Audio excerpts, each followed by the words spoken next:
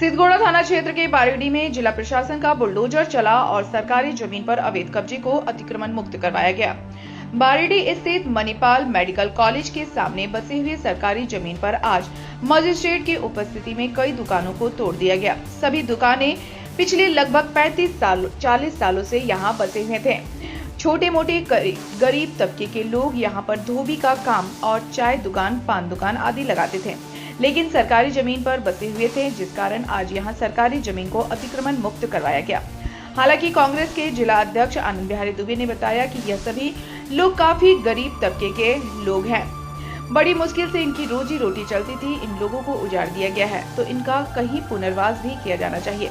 उन्होंने कहा कि सुप्रीम कोर्ट का भी गाइडलाइन है कि जो 20 वर्ष से अधिक समय से रह रहे हैं उनको उजाड़ने के साथ ही उसका पुनर्वास भी किया जाए। दुकानदारों ने बताया कि विकास के नाम पर बाधक नहीं है, विकास कीजिए, लेकिन उन लोगों की रोजी रोटी मत छीनिए ताकि उनका रोजगार चल सके और वे अपने परिवार का भरण पोषण पूर्व की भांति कर सके। दुकान था, करीब 35-40 साल से यहाँ पर मेरा दुकान है। इसी से हम लोगों का परिवार का जीविका उपार्जन होता है। इसके सिवा हम लोगों का दूसरा स्रोत नहीं है कि घर चलाया जाए। ये दुकान जो तोड़ रहा है तोड़ दिया गया है, इससे हम लोगों का भूखमरी का किया जाए। इससे हम लोग क्या करेंगे हम लोग समझ में नहीं आया। हम लोगों ने सीओ साहब को भी आवेदन दिया कि हम लोगों का ऊपर थोड़ा न्याय किया जाए। एसडीओ साहब को भी आवेदन दिए हैं, डीसी साहब को भी आवेदन दिए हैं, यहाँ तक कि मणिपाल को भी जाके आवेदन दिए हैं कि हम लोगों का ऊपर थोड़ा इंसाफ किया जाए, क्योंकि विकास भी हो और किसी का रोजगार भी ना छीना जाए।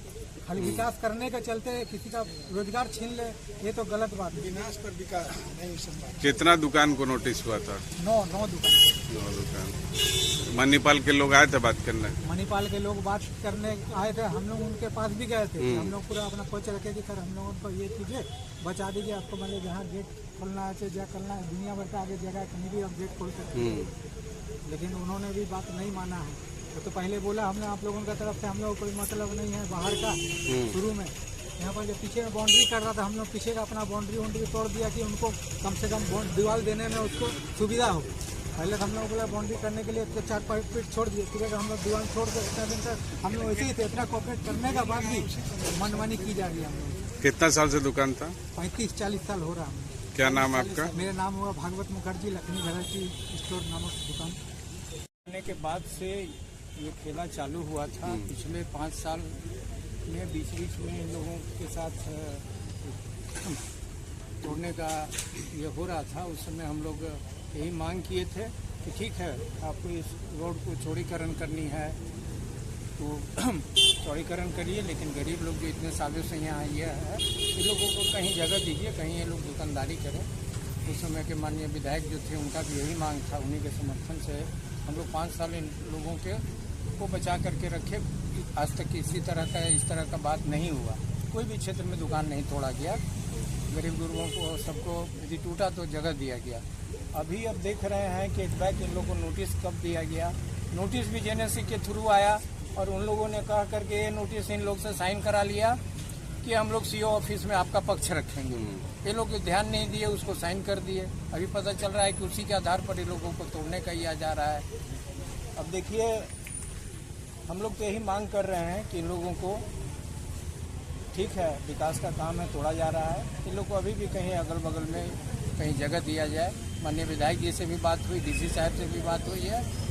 डीसी साहब भी बोले कि नहीं, उन लोगों को जगह का कहीं व्यवस्था किया जाएगा। यहाँ तो अंदर में ठेकेदारी करने वाले और बाहर में नेतागिरी करने वाले मणिपाल इस तरह का कर रहा है। ये पुराने लोग 35 साल से और कुछ दिन में आया मणिपाल का हम लोग अभी तक नहीं ये किए हैं, लेकिन मणिपाल का पुरजोर विरोध होना चाहिए। मणिपाल आकर के इतना बड़ा यहाँ पर अपना यूनिवर्सिटी बनाया बच्चों को। आज तक इस बगल में कोई एक ठो सुई, एक ठो सब्जी, मिर्चा खरीदने के लिए नहीं आता है। जो भी अंदर में कैंटीन है, जो भी यहाँ पर विकास का ये का रोजगार का काम हो रहा है, सब बाहर के लोग कर रहे हैं। बस चल रही है तो बाहर के लोगों की, तो आसपास के अगल बगल के लोगों के लिए मणिपाल क्या किया? खाली उजाड़ने का काम कर रहा है मणिपाल। इसका हम लोग विरोध करेंगे।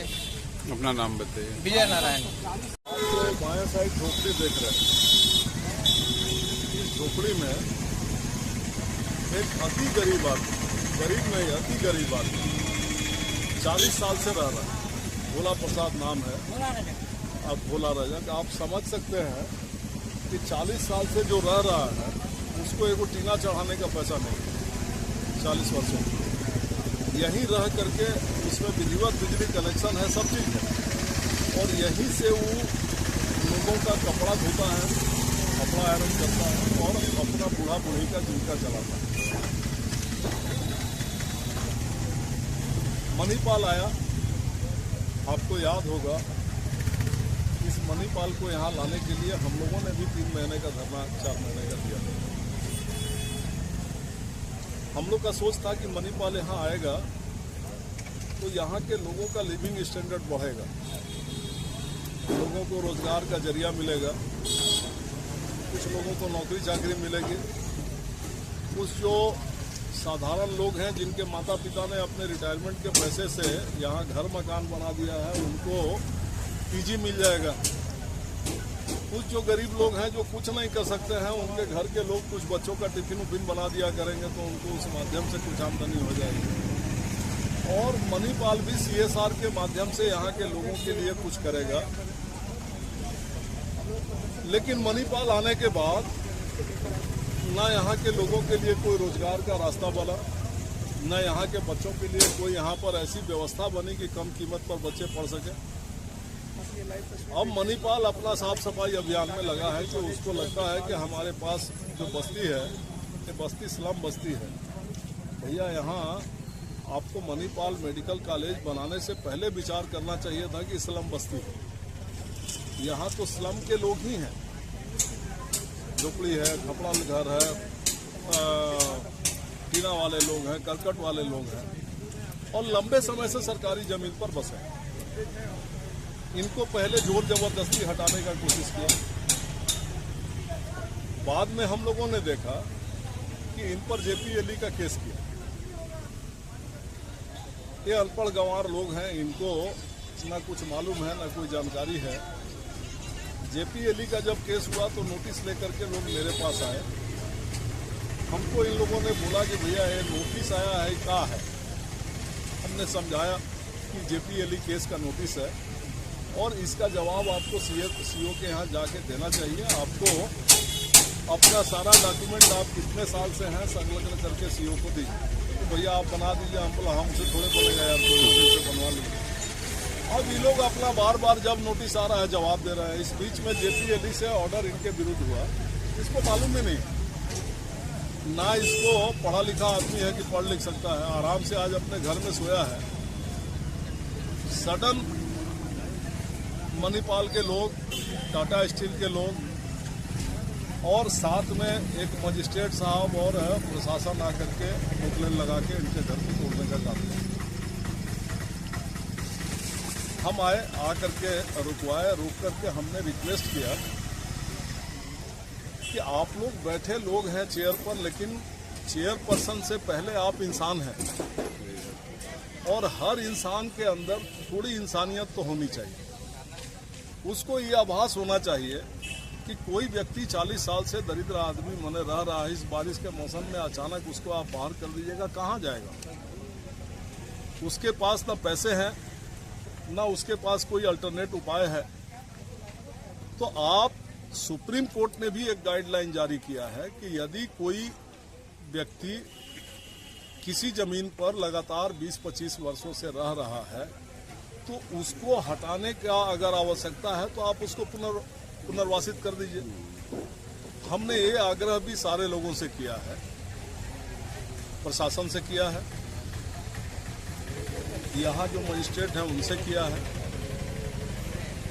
और हमें लगता है कि मेरे निवेदन आग्रह को मानेंगे तो हमको जरूर धन्यवाद देना चाहिए सारे लोगों को, और अगर नहीं मानेंगे तो एक सामाजिक कार्यकर्ता होने के नाते मेरा उत्तरदायित्व है कि इनको बचाने के लिए हम हर संभव प्रयास करें। तो इनको बचाने के लिए मैं यहाँ पर बैठा हूँ और हमने अभी प्रशासन से भी कहा है कि या तो मेरा आग्रह मान लीजिए और ना तो ऐसा कीजिए ऑर्डर ले आइए, हमको सीधे गोली मारिए, हम फालतू आदमी हैं, हम बैठ करके यहाँ दूसरे गरीब गुरबा का बात कर रहे हैं तो हमको हटाइए, समस्या ही खत्म हो जाएगी। तो वेट कर रहे हैं, ये लोग भी बात कर रहे हैं, हम लोग भी बात कर रहे हैं। हम लोग का कहना है कि दुकानदारी एक अलग चीज़ है कि कोई अस्थायी दुकान बनाया है, आपने उसको बोला वो दुकान का सामान उठा के ले लिया, लेकिन मकान एक अस्थायी चीज़ है। मकान कोई कैसे कहाँ लेकर के चला जाएगा, मकान का सामान आनन फानन लेके कहाँ चला जाएगा, कहाँ रह लेगा, कैसे रह लेगा, ये विचार तो हर इंसान को अपने मन में करना चाहिए कि आप इंसान हो और इंसानियत आपके अंदर होनी चाहिए। चेयरपर्सन तो सेकेंडरी है, चेयर तो आने जानी चीज़ है। आज आपके पास है, कल कोई और उस चेयर पे बैठ रहा था, कल भगवान करे आपका प्रमोशन हो जाए, आप और ऊंचे जगह पर चले जाइए, उस चेयर पे कोई और आएगा, लेकिन जो भी आएगा वो इंसान ही आएगा। तो इंसानियत की रक्षा करने के लिए हम आग्रह किए हैं, निवेदन किए हैं, सुप्रीम कोर्ट के गाइडलाइन का पालन करने का निवेदन किए हैं। अब देखिए मेरे निवेदन को लोग मानते हैं, क्या होता है देखते हैं। कितने दुकान आज तोड़े हैं?